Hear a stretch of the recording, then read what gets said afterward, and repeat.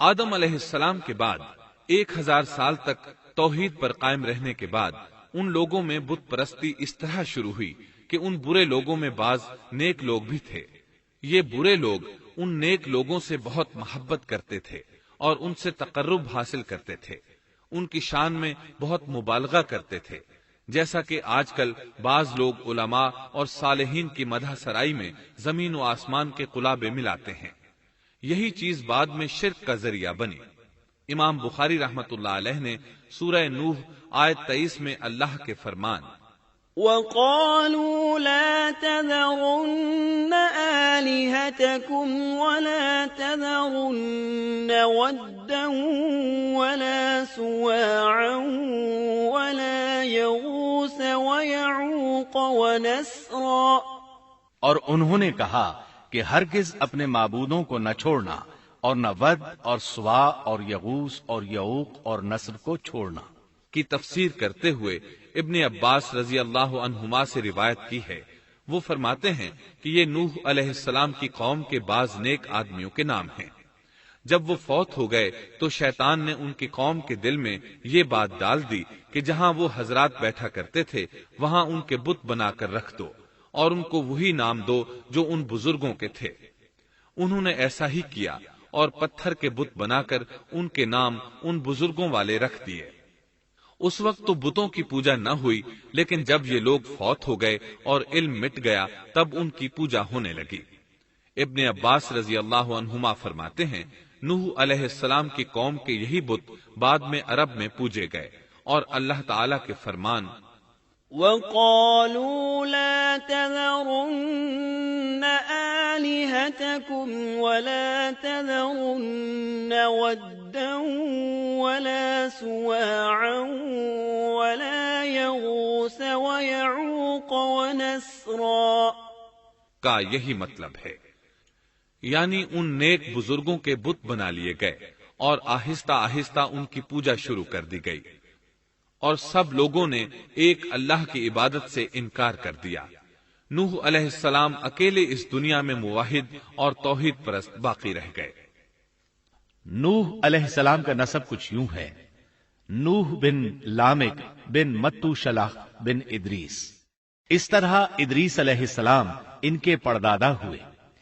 اس وقت لوگوں کی عمریں بہت طویل ہوتی تھیں، اس لیے ہم کہہ سکتے ہیں کہ ادریس علیہ السلام کئی 100 سال زندہ رہے اور نوح علیہ السلام 1000 سال سے بھی زیادہ عرصہ زندہ رہے۔ عمریں لمبی ہونے کی وجہ سے ادریس علیہ السلام اور نوح علیہ السلام کے درمیان کافی مدت بنتی ہے، اور اسی مدت کے دوران کفر و شرک نے زور پکڑا اور بتوں کی عبادت شروع ہو گئی۔ تب اللہ تعالیٰ نے نوح علیہ السلام کو زمین میں مبعوث فرمایا۔ ابن عباس رضی اللہ عنہما سے روایت ہے کہ نبی صلی اللہ علیہ وسلم نے فرمایا آدم علیہ السلام اور نوح علیہ السلام کے درمیان 10 قرن تھے۔ ایک قرن 100 سال کا ہوتا ہے۔ آدم علیہ السلام کے 1000 سال بعد تک لوگ توحید پر قائم رہے، پھر آہستہ آہستہ شیطان نے انہیں شرک کے راستے پر ڈال دیا۔ شرک عام ہو گیا، ایک اللہ کی عبادت بالکل ختم ہو کر رہ گئی۔ تب اللہ نے نوح علیہ السلام کو مبعوث فرمایا۔ انہوں نے اللہ کی طرف دعوت دی، انہوں نے بہت مشقت اٹھائی، جیسا کہ سورہ نوح میں اللہ فرماتے ہیں بسم اللہ الرحمن الرحیم انا ارسلنا نوحا الى قومه ان انذر قومك من قبل ان يأتيهم عذاب أليم قال يا قوم إني لكم نذير مبين أن اعبدوا الله واتقوه وأطيعون يغفر لكم من ذنوبكم ويؤخركم إلى أجل مسمى إن أجل الله إذا جاء لا يؤخر لو كنتم تعلمون۔ اللہ تعالیٰ بخشش اور رحم کرنے والے کے نام سے شروع کرتا ہوں۔ یقیناً ہم نے نوح کو ان کی قوم کی طرف بھیجا کہ اپنی قوم کو ڈراؤ اور خبردار کر دو اس سے پہلے کہ ان کے پاس دردناک عذاب آ جائے۔ نوح نے کہا، اے میری قوم، میں تمہیں صاف صاف ڈرانے والا ہوں کہ تم اللہ کی عبادت کرو اور اس سے ڈرا کرو اور میرا کہنا مانو، تو وہ تمہارے گناہ بخش دے گا اور تمہیں ایک وقت مقررہ تک چھوڑ دے گا۔ یقیناً اللہ کا وعدہ جب آ جاتا ہے تو موقوف نہیں ہوتا، کاش تمہیں سمجھ ہوتی۔ نوح علیہ السلام تبلیغ کے سلسلے میں سخت محنت کرتے، دن رات لوگوں کے گھروں اور ان کے اجتماعات میں جا جا کر انہیں دعوت دیتے۔ آپ انہیں اعلانیہ اور پوشیدہ طور پر دعوت دیتے، یہاں تک کہ دعوت دیتے دیتے انہیں 950 سال گزر گئے، لیکن سوائے چند لوگوں کے کوئی ایمان نہ لایا۔ تب انہوں نے اللہ سے دعا کی، اے میرے اللہ، میں نے اپنی قوم کو دن رات تیری طرف بلایا، لیکن میرے بلانے سے یہ اور زیادہ بھاگنے لگے۔ انہوں نے اپنے کانوں میں انگلیاں ٹھونس لیں، اپنے اوپر کپڑے اوڑھ لیے اور کہنے لگے، ہم تیری شکل دیکھنا نہیں چاہتے۔ میرے اللہ، یہ لوگ تیری باتیں سننا پسند نہیں کرتے۔ میں نے پھر بھی ان سے کہا، اپنے مالک سے بخشش طلب کرو، وہ بڑا بخشنے والا ہے۔ اس وقت نوح علیہ السلام کی قوم میں ایک بادشاہ تھا، وہ بہت مغرور تھا۔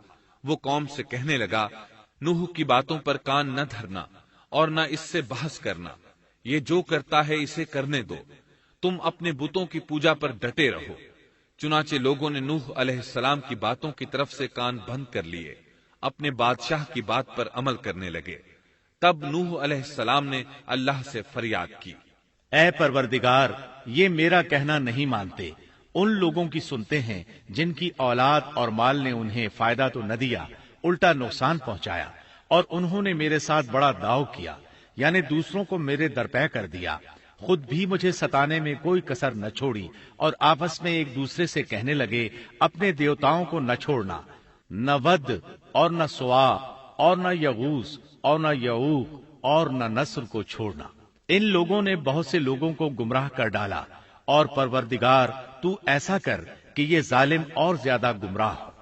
اس طرح نوح علیہ السلام نے 950 سال دن رات لوگوں کو اللہ کی طرف بلایا، لیکن اتنے طویل عرصہ میں صرف 80 کے قریب لوگ مسلمان ہوئے، اور ان ایمانداروں کی اکثریت فقراء، مساکین، ناتواں اور غلام قسم کے لوگوں پر مشتمل تھی، جن کی معاشرے میں کوئی حیثیت نہیں ہوتی۔ مشکل سے 10 ایماندار ایسے ہوں گے جو شرف و جاہ کے مالک ہوں گے۔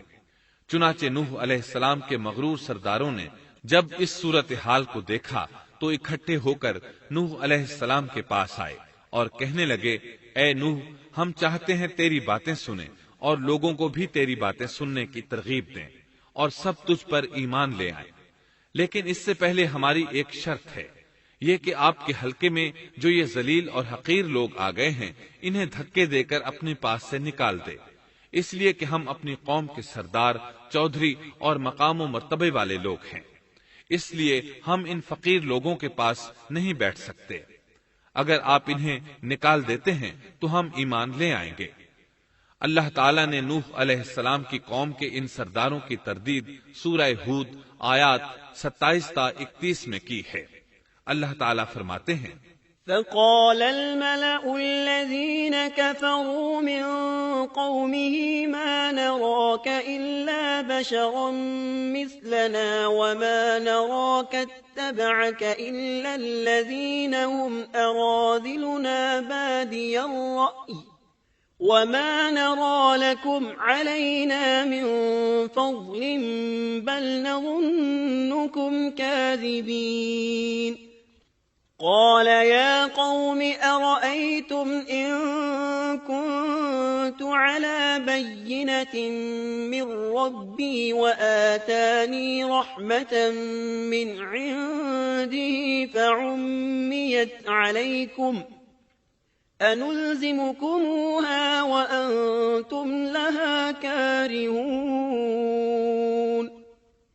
کافر سردار نوح سے کہنے لگے، ہم تو یہی دیکھتے ہیں کہ تو ہماری طرح ایک آدمی ہے، اور یہ بھی دیکھتے ہیں کہ صرف ان لوگوں نے تیری پیروی کی ہے جو ہم میں رذیل ہیں، وہ بھی اوپر کی عقل سے، اور ہم تو تمہیں کسی بات میں اپنے سے زیادہ نہیں پاتے بلکہ تمہیں جھوٹا خیال کرتے ہیں۔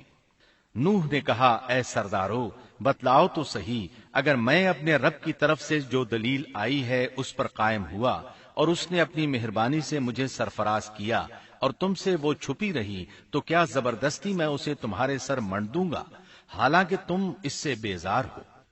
وَيَا قَوْمِ لَا أَسْأَلُكُمْ عَلَيْهِ مَالًا إِنْ أَجْرِيَ إِلَّا عَلَى اللَّهِ وَمَا أَنَا بِطَارِدِ الَّذِينَ آمَنُوا إِنَّهُمْ مُلَاقُو رَبِّهِمْ وَلَكِنِّي أَرَاكُمْ قَوْمًا تَجْهَلُونَ وَيَا قَوْمِ مَنْ يَنصُرُنِي مِنَ اللَّهِ إِن طَرَدتُّهُمْ أَفَلَا تَذَكَّرُونَ وَلَا أَقُولُ لَكُمْ عِندِي خَزَائِنُ اللَّهِ وَلَا أَعْلَمُ الْغَيْبَ وَلَا أَقُولُ لَكُمْ إِنِّي مَلَكٌ وَلَا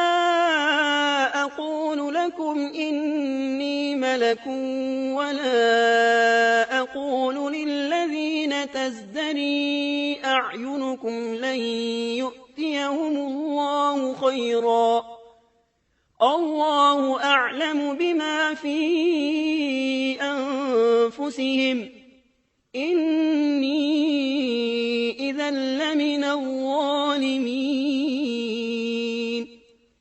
میری قوم والو، میں تم سے اس پر کوئی مال نہیں مانگتا، میرا ثواب تو صرف اللہ تعالیٰ کے ہاں ہے، نہ میں ایمانداروں کو اپنے پاس سے نکال سکتا ہوں، انہیں اپنے رب سے ملنا ہے، لیکن میں دیکھتا ہوں کہ تم لوگ جہالت کی بات کر رہے ہو۔ میری قوم کے لوگوں، اگر میں ان مومنوں کو اپنے پاس سے نکال دوں تو اللہ کے مقابلے میں میری مدد کون کر سکتا ہے؟ کیا تم کچھ بھی غور و فکر نہیں کرتے؟ میں تم سے یہ نہیں کہتا کہ میرے پاس اللہ کے خزانے ہیں اور میں غیب کا علم بھی نہیں رکھتا، نہ میں یہ کہتا ہوں کہ میں کوئی فرشتہ ہوں، نہ میرا یہ قول ہے کہ جن پر تمہاری نگاہیں ذلت سے پڑ رہی ہیں اللہ تعالیٰ انہیں کوئی نعمت دے گا ہی نہیں، ان کے دل میں جو ہے اللہ اسے بخوبی جانتا ہے، اگر میں ایسی بات کہوں تو یقیناً میرا شمار ظالموں میں سے ہوگا۔ اس پر نوح علیہ السلام کی قوم اور اکڑ گئی اور وہ کہنے لگے، اے نوح، بس بہت ہو گیا، تو نے ہمیں بہت ڈرا دھمکا دیا، اب اگر تو سچا ہے تو جس چیز کا وعدہ تو ہم سے کرتا تھا اس کو لے آ۔ نوح علیہ السلام نے ان کی بات سن کر کہا، عذاب لانا تو اللہ کا کام ہے، اللہ کو کوئی عاجز نہیں کر سکتا، اور جب اس کا عذاب آ جائے گا تو کوئی بھاگ نہیں سکے گا۔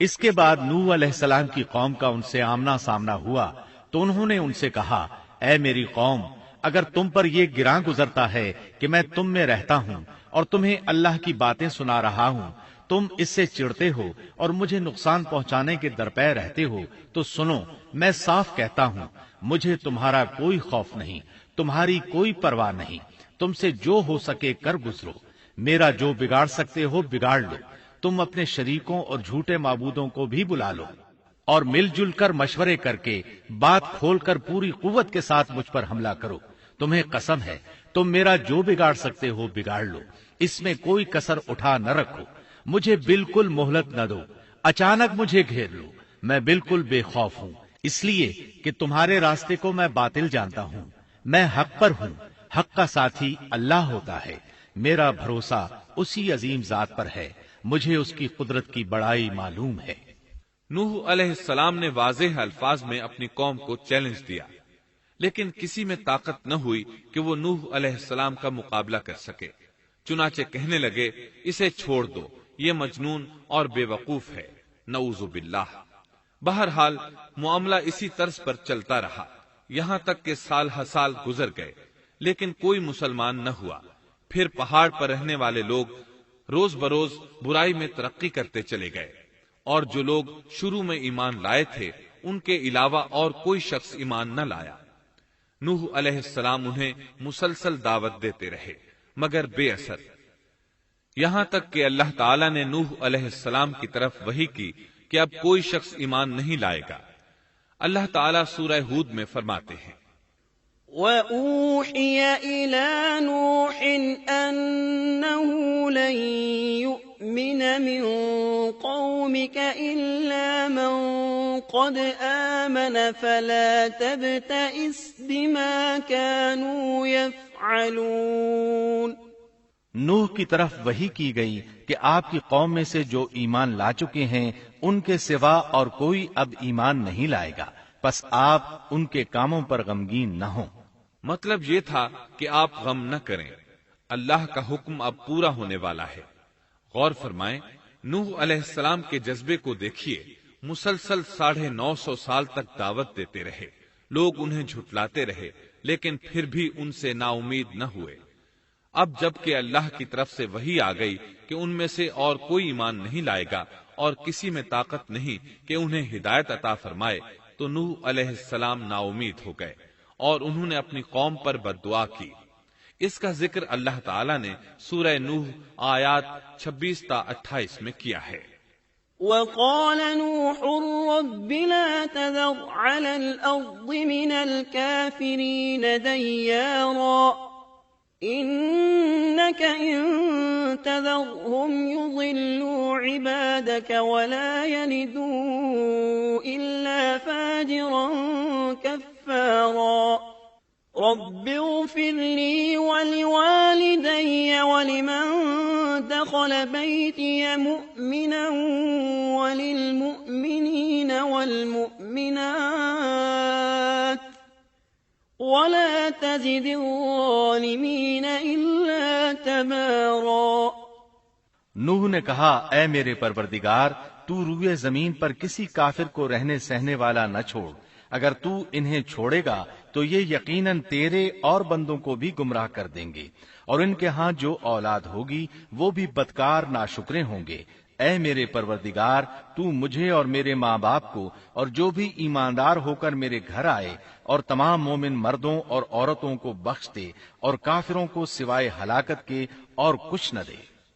اللہ تعالیٰ فرماتے ہیں کہ جب نوح علیہ السلام نے ہمیں مدد کے لیے پکارا تو پھر ہم نے اس کی مدد کی اور اسے ایک بڑی کشتی بنانے کی وحی کی، لیکن نوح علیہ السلام نہیں جانتے تھے کہ وہ اتنی بڑی کشتی کیسے بنائے، اور نہ ہی وہ بڑھئی تھے کہ اس کام سے واقف ہوتے۔ اس لیے اللہ تعالیٰ نے ان کی طرف یہ وحی کی کہ ہماری آنکھوں کے سامنے اور ہماری وحی کے مطابق ایک کشتی تیار کرو۔ اللہ نے وحی کے ذریعے ان کی رہنمائی کی کہ وہ اس طرح کریں، اور مزید تعلیم کے لیے جبرائیل علیہ السلام کو بھیج دیا۔ وہ انہیں بتلاتے گئے کہ اس طرح کشتی تیار کرو۔ نوح علیہ السلام ایک پہاڑ پر رہتے تھے، ان کے ارد گرد درخت نہیں تھے، نہ پانی تھا، چنانچہ انہوں نے بہت سے درخت اگائے، پھر ان کو کاٹا اور پہاڑ پر بیٹھ کر کشتی تیار کرتے رہے۔ آپ بڑے بڑے تختے بناتے اور لوہا لاتے اور ان سے کیل تیار کرتے، پھر ان کیلوں کو تختوں میں ٹھوکتے، آپس میں ان تختوں کو ملاتے، یہاں تک کہ ایک بہت بڑی مضبوط اور دیو ہیکل کشتی تیار ہو گئی۔ ایک روایت کے مطابق نوح علیہ السلام نے اس کو 100 سال میں تیار کیا۔ یہ تھی وہ کشتی جسے نوح علیہ السلام نے اللہ کی ہدایت کے مطابق تیار کیا تھا۔ سورۃ القمر آیت 13 میں ارشاد ہوتا ہے، وَحَمَلْنَاهُ عَلَى ذَاتِ أَلْوَاحٍ وَدُسُرٍ، اور ہم نے نوح کو اس کشتی میں سوار کیا جو تختوں اور کیلوں سے بنی ہوئی تھی۔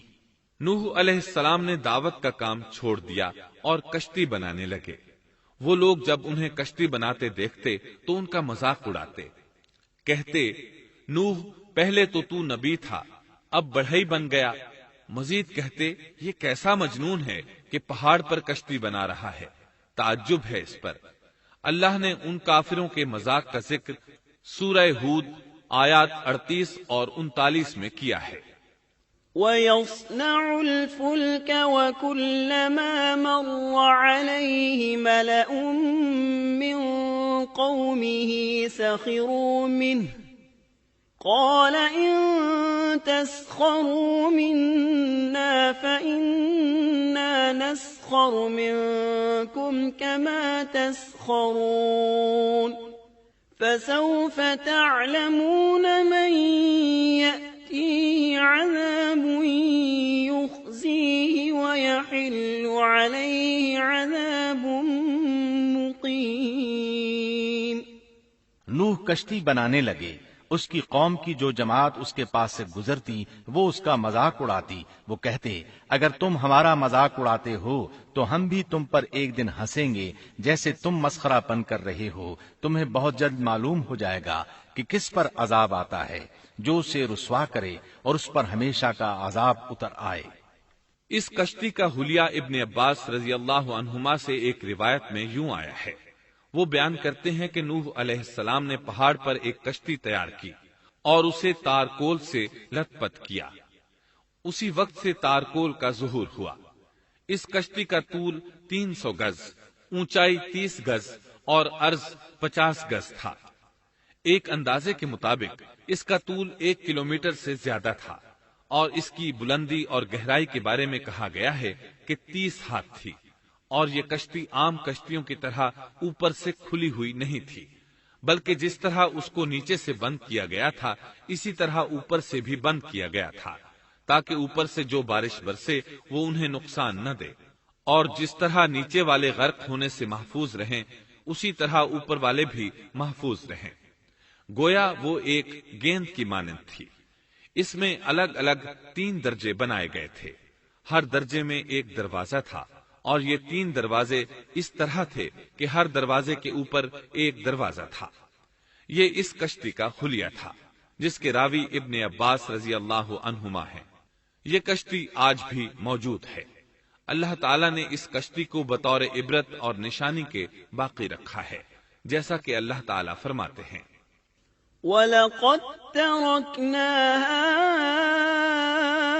آيَةً فَهَلْ مِن مُدَّكِرٍ، اور بے شک ہم نے اس واقعے کو نشانی بنا کر باقی رکھا، پس ہے کوئی نصیحت حاصل کرنے والا۔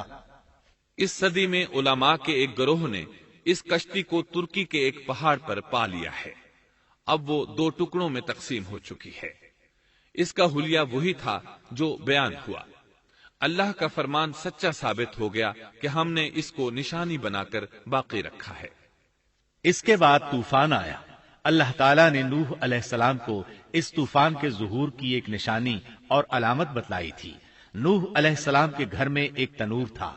اللہ نے فرمایا جب یہ تنور جوش مارنے لگے اور پانی اس سے ابلنے لگے تو سمجھ لینا اللہ کا وعدہ آ گیا۔ چنانچہ اس وقت مومنوں کو اور اپنے اہل و عیال کو اور زمین پر بسنے والے تمام جانوروں کا جوڑا جوڑا اس کشتی میں سوار کر لینا۔ تنور سے کیا مراد ہے، اس کے متعلق مفسرین میں اختلاف ہے۔ بعض کہتے ہیں کہ اس سے مراد ایک چشمہ ہے جو زمین سے نکلتا ہے، لیکن راجح روایات کے مطابق اس سے مراد معروف تنور ہے جس میں آگ جلا کر روٹیاں پکائی جاتی ہیں۔ یہ تنور نوح علیہ السلام کے گھر میں تھا اور اسی کو اللہ نے طوفان کے آنے کی علامت بتایا اور فرمایا کہ جب یہ پھوٹ پڑے اس وقت ہر چیز کا جوڑا جوڑا کشتی پر سوار کر لینا۔ اللہ تعالیٰ سورہ ہود آیت 40 میں فرماتے ہیں حَتَّى إِذَا جَاءَ أَمْرُنَا وَفَارَتِ النُّورُ قُلْ نَحْمِلْ فِيهَا مِن كُلٍّ زَوْجَيْنِ اثْنَيْنِ وَأَهْلَكَ إِلَّا مَن سَبَقَ عَلَيْهِ الْقَوْلُ وَمَا آمَنَ مَعَهُ إِلَّا قَلِيلٌ۔ یہاں تک کہ جب ہمارا حکم آ پہنچا اور تنور ابلنے لگا، ہم نے کہا اس کشتی میں ہر قسم کے جوڑے دوہرے سوار کر لے اور اپنے گھر کے لوگوں کو بھی سوائے ان کے جن پر پہلے سے بات پڑ چکی ہے، اور سب ایمان والوں کو بھی۔ اس کے ساتھ ایمان لانے والے بہت ہی کم تھے۔ کشتی میں سوار ہونے والوں کی تعداد 80 بتائی جاتی ہے۔ چنانچہ جب تنور جوش مارنے لگا تو نوح علیہ السلام کشتی میں سوار ہو گئے۔ کشتی ان کی بستی میں لوگوں سے دور پہاڑ پر تھی۔ اللہ کی قدرت کہ تمام قسم کے جانور بھی کشتی کے پاس آ گئے۔ نوح علیہ السلام نے انہیں بھی سوار کر لیا۔ اللہ تعالیٰ سورۃ القمر آیات 11 اور 12 میں فرماتے ہیں، ففتحنا أبواب السماء بماء منهمر وفجرنا الأرض عيونا فالتقى الماء على أمر قد قدر۔ پس ہم نے آسمان کے دروازوں کو زور کی بارش سے کھول دیا اور زمین کے چشموں کو جاری کر دیا، پس اس کام پر جو پانی مقرر کیا گیا تھا خوب جمع ہو گیا۔ آسمان سے نازل ہونے والا اور زمین سے نکلنے والا پانی کتنا تھا، اس کا اندازہ اللہ ہی کو ہے۔ بہرحال اس پانی نے زمین پر رہنے والے انسان، چوپائے، حیوانات، غرض ہر چیز کو غرق کر دیا۔ اس بارے میں اللہ فرماتے ہیں، نوح نے اپنی قوم سے تنگ آ کر ہمارے حضور دعا کی، ہم تو ہیں ہی بہترین طور پر دعاؤں کے قبول کرنے والے۔ فوراً ان کی دعا قبول کر لی اور اس تکلیف اور ایذا سے انہیں بچا لیا جو انہیں کفار سے روزمرہ پہنچ رہی تھی، اور ان کی اولاد کو ہم نے باقی رہنے والی بنا دیا، یعنی انہی کی اولاد سے پھر سے دنیا آباد ہوئی، کیونکہ صرف وہی لوگ بچے تھے جو کشتی پر سوار تھے، اور ہم نے ان کا ذکر خیر پچھلوں میں باقی رکھا۔ نوح علیہ السلام پر تمام جہانوں میں سلام ہو، ہم نیکی کرنے والوں کو اسی طرح بدلے دیتے ہیں، وہ ہمارے ایماندار بندوں میں سے تھا، پھر ہم نے باقی سب کو غرق کر دیا۔ اللہ مزید فرماتے ہیں، جب پانی میں طغیانی آ گئی تو اس وقت ہم نے تمہیں کشتی میں چڑھا لیا تاکہ اس کو تمہارے لیے نصیحت اور یادگار بنا دیں، تاکہ یاد رکھنے والے کان اس کو یاد رکھیں۔ یعنی پانی اتنا زیادہ ہو گیا کہ اس سے تمام شہر، بستیاں، انسان اور جانور غرق ہو گئے، یہاں تک کہ پانی بلند پہاڑوں سے بھی اونچا ہو گیا، اور اتنے بلند پانی پر یہ کشتی نوح علیہ السلام اور ان کے ساتھیوں کو اپنے دامن میں سمیٹے اللہ کے حکم سے اور اس کی حفاظت میں پہاڑ کی طرح رواں دواں تھی، ورنہ اتنے طوفانی پانی میں کشتی کی حیثیت ہی کیا ہوتی ہے۔ نوح علیہ السلام کشتی میں سوار ہوئے اور انہوں نے اپنے ساتھیوں کو حکم دیا کہ وہ یہ دعا پڑھیں، بسم اللہ مجریہا ومرساہا ان ربی لغفور رحیم۔ اللہ ہی کے نام سے اس کشتی کا چلنا اور ٹھہرنا ہے، یقیناً میرا پالنے والا بڑی بخشش اور رحم والا ہے۔ یہی اللہ کا حکم آپ کو تھا کہ جب تم اور تمہارے ساتھی ٹھیک طرح بیٹھ جاؤ تو کہنا، الحمد للہ الذی نجانا من القوم الظالمین وقل رب انزلنی منزلا مبارکا وانت خیر المنزلین۔ سب تعریف اللہ ہی کے لیے ہے جس نے ہمیں ظالم لوگوں سے نجات عطا فرمائی، اور کہنا کہ اے میرے رب مجھے بابرکت اتارنا اور تو ہی بہتر اتارنے والا ہے۔ اللہ تعالیٰ نوح علیہ السلام کو نصیحت کر رہے ہیں کہ اللہ آپ کو اور آپ کے اہل کو نجات عطا فرمائیں گے۔ کشتی میں نوح علیہ السلام کے کافر بیٹے کے علاوہ تمام گھر والے سوار تھے۔ آپ کے کافر بیٹے کا نام کنعان تھا، وہ ایک طرف کھڑا تھا۔ نوح علیہ السلام نے اسے پکارا، میرے بیٹے اس کشتی میں آ جا اور کافروں کا ساتھی نہ بن، لیکن اس بدبخت نے کہا، میں ابھی کسی پہاڑ کی چوٹی پر پناہ لے لوں گا جو مجھے اس پانی سے بچائے گی۔ نوح علیہ السلام نے کہا، آج اللہ کے حکم سے کوئی بچانے والا نہیں مگر وہی جس پر اللہ رحم کرے۔ باپ اور بیٹے کے درمیان یہ گفتگو جاری تھی کہ ایک طوفانی موج نے اسے اپنی زد میں لے لیا اور اسے غرق کر دیا۔ نوح علیہ السلام سے اللہ نے وعدہ کر رکھا تھا کہ اللہ تعالیٰ اس کے اہل کو نجات عطا فرمائے گا۔ چنانچہ جب آپ کی آنکھوں کے سامنے آپ کا بیٹا غرق ہو گیا تو وہ پکار اٹھے، اے اللہ، میرا بیٹا میرے گھر والوں میں سے تھا اور تو نے مجھ سے وعدہ کیا تھا کہ میرے گھر والوں کو نجات عطا فرمائے گا، اور تو تمام حاکموں سے بہتر حاکم ہے، لہذا ناممکن ہے کہ تیرا وعدہ پورا نہ ہو۔ واضح ہو کہ نوح علیہ السلام کا اپنے بیٹے کے بارے میں بات کرنا بطور استفسار تھا، بطور بحث نہیں تھا، آپ وضاحت چاہتے تھے۔ اللہ تعالیٰ نے فرمایا، اے نوح، وہ تیرے اہل سے نہیں تھا کیونکہ وہ کافر تھا۔ کفر نسب کو ختم کر دیتا ہے۔ ایک مومن کا دوسرے مومن سے تعلق ایک مسلمان بھائی کے کافر بھائی سے تعلق سے زیادہ بڑا ہے، اور حقیقی اخوت وہ ہے جس کی بنیاد ایمان پر ہو۔ کفر تو نسبی تعلق کو کاٹ دیتا ہے، اس لیے اللہ نے یہ نہیں فرمایا کہ وہ کافر ہے، بلکہ یہ فرمایا کہ وہ تیرے اہل سے نہیں ہے۔ ہمارے لیے بھی یہی حکم ہے، کسی مومن کا کافر کے ساتھ رشتہ نہیں ہو سکتا۔ اس کے ساتھ اللہ نے نوح علیہ السلام کو نصیحت فرمائی کہ آپ ہرگز وہ چیز نہ مانگیں جس کا آپ کو مطلقاً علم ہی نہ ہو، اور ہم آپ کو نصیحت کرتے ہیں کہ جاہلوں میں اپنا شمار کرانے سے باز رہیں۔ جب نوح علیہ السلام یہ بات جان گئے کہ ان کا سوال واقعے کے مطابق نہیں تھا تو فوراً اس سے رجوع کر لیا اور اللہ تعالیٰ سے اس کی رحمت اور مغفرت کے طالب ہوئے۔ اس موقع پر انہوں نے دعا کی، قال رب إني أعوذ بك أن أسألك ما ليس لي به علم وإلا تغفر لي وترحمني أكن من الخاسرين۔ نوح علیہ السلام نے کہا، اے میرے پروردگار، میں تیری ہی پناہ چاہتا ہوں اس بات سے کہ تجھ سے وہ مانگوں جس کا مجھے علم ہی نہ ہو۔ اگر تو مجھے نہ بخشے گا اور تو مجھ پر رحم نہیں کرے گا تو میں خرابی والوں میں ہو جاؤں گا۔ یہ دعا انہوں نے مانگی۔ اپنے بیٹے کے متعلق سوال کے علاوہ نوح علیہ السلام نے اللہ تعالیٰ کی کوئی نافرمانی نہیں کی اور نہ اپنے نفس پر کسی نافرمانی کو شمار کیا۔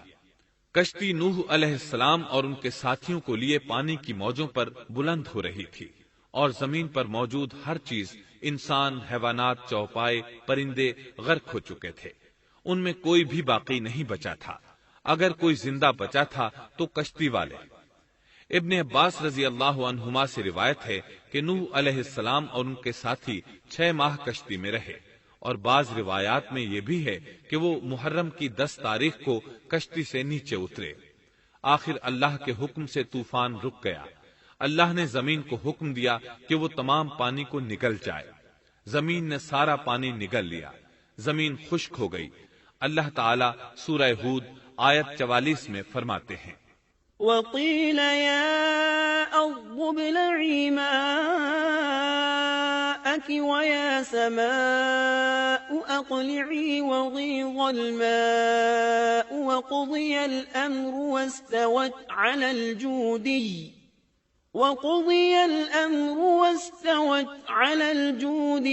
وقيل بعدا للقوم الظالمين۔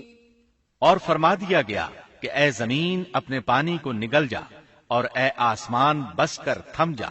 اسی وقت پانی سکھا دیا گیا اور کام پورا کر دیا گیا، اور کشتی جودی نامی پہاڑ پر جا ٹھہری، اور فرما دیا گیا کہ ظالم لوگ اللہ کی رحمت سے دور ہیں۔ کشتی جودی پہاڑ پر جا کر ٹھہر گئی۔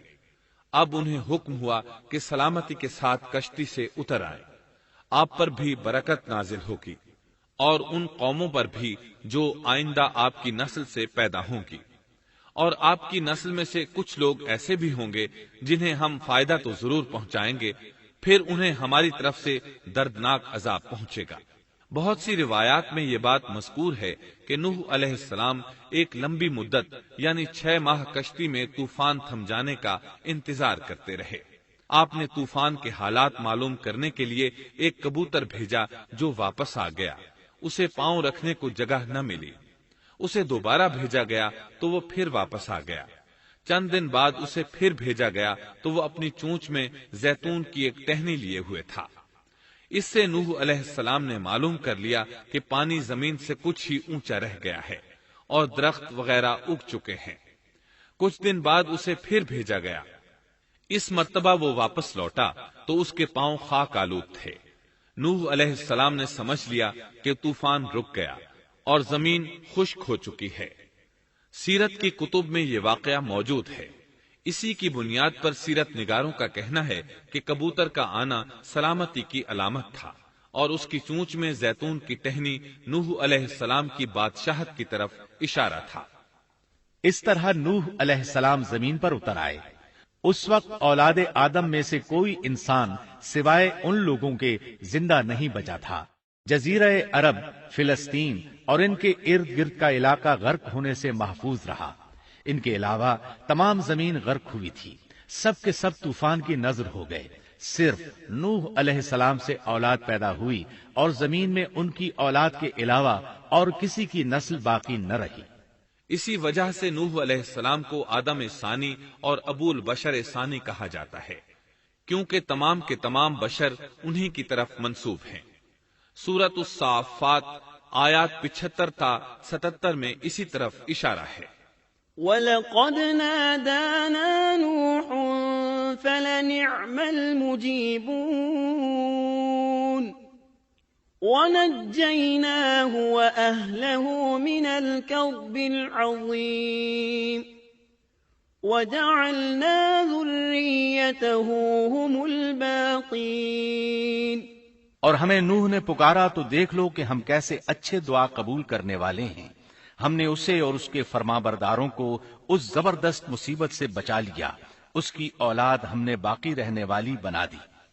ایک دوسرے مقام پر اللہ تعالیٰ دیگر امم اور رسولوں کے متعلق کلام کرتے ہوئے فرماتے ہیں، اے ان لوگوں کی اولاد جنہیں ہم نے نوح کے ساتھ چڑھا لیا تھا، وہ ہمارا بڑا ہی شکر گزار بندہ تھا۔